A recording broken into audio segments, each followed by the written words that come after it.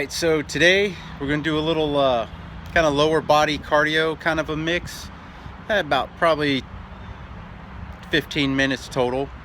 So what you really want to do is you can do some static stuff if you don't have a lot of space, like do all your jumping jacks, jump rope, which is also good to carry with those bands, body weight squats, single leg deadlifts, calf raises, stuff like that that you can kind of do in just a few foot area. But here at this particular rest stop, there's a little trail back here, and it goes about 150 yards over to where the big rigs are.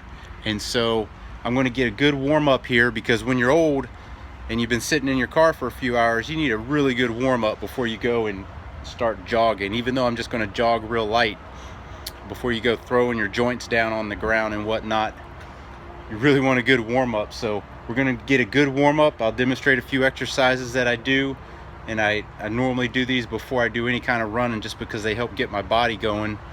Then we'll run that a few times, and we'll call it good. Jeff's off of work. I just got a text, and so I'm a few hours out from him. We'll do this up, get re-energized, and head out. We're going to start with some body weight squats.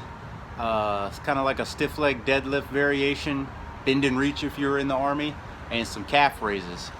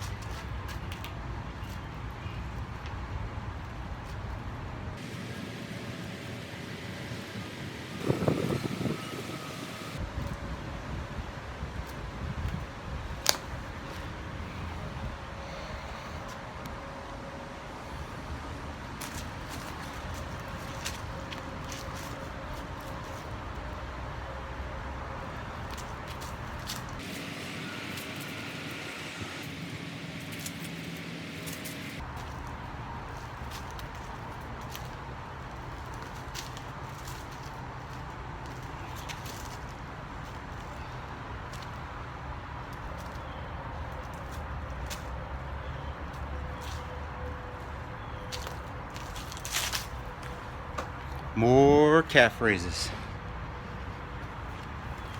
We'll go single leg now.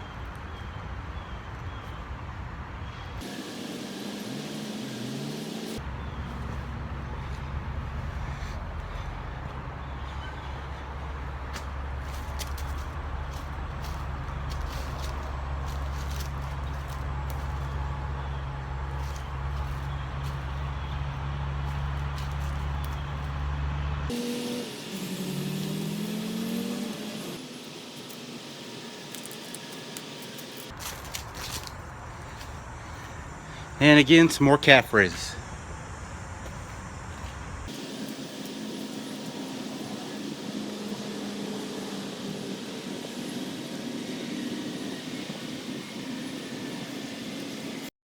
All right, I did those kind of warm up calisthenic-y stuff. Now I'm going to go run up and down this little path a few times. Nothing major, nothing crazy.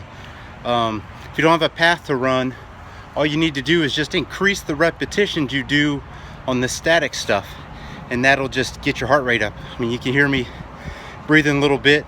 So if you just take your warm up and double it, take your warm up and triple it, you know, that'll get you a good leg workout, get your body moving again when you're sitting in the car and all the blood's just pooling in your butt sitting there. It'll get you energized. It'll definitely energize you more than a cup of coffee. But I'm gonna go hit this run up and down a few times, and we'll call it good.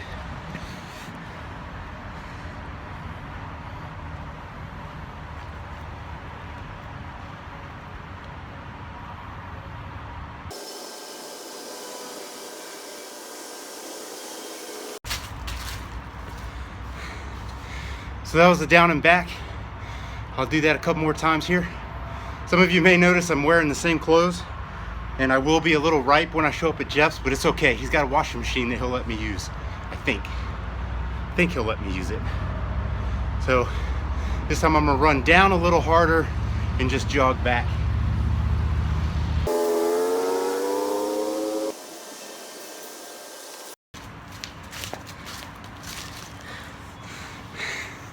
Well, I can definitely tell these hiking shoes are not my lightweight running shoes, that's for sure. I feel like I got bricks on my feet. We're gonna go do that again. Down pretty quick, or a little faster, jog back.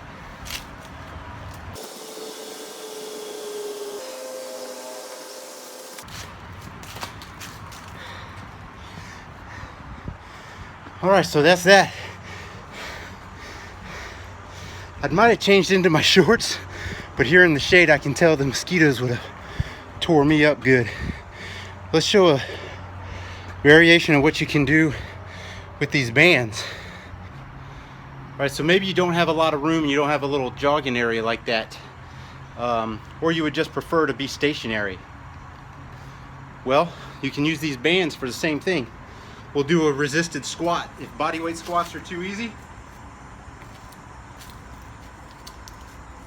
again, I step on them, and I'm wearing hiking boots, so what I actually do is I put the band in this little gap right here, and then I'm not squashing the band on the ground and then stretching it, causing a lot of friction on the band, which will cause it to snap a lot sooner than normal.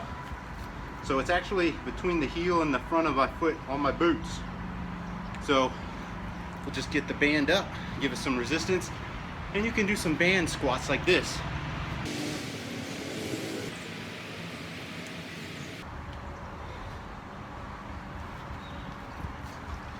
All right, let's try a deadlift variation with the heavier band, which in this case, this green one's shorter.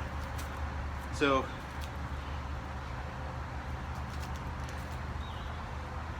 we can kind of go like this. There's not much resistance there, so what you may need to do, this may be one where you need to wrap it up.